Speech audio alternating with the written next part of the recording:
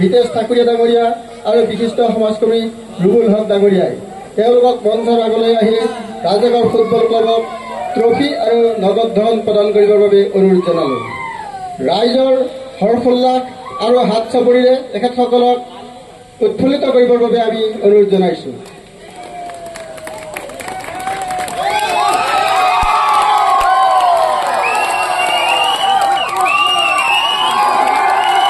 এয়া ট্ৰফি গ্ৰহণ কৰিছে ৰাজাগড় ফুটবল ক্লাব।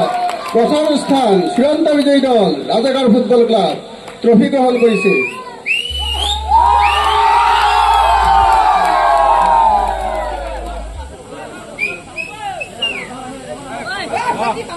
Hey!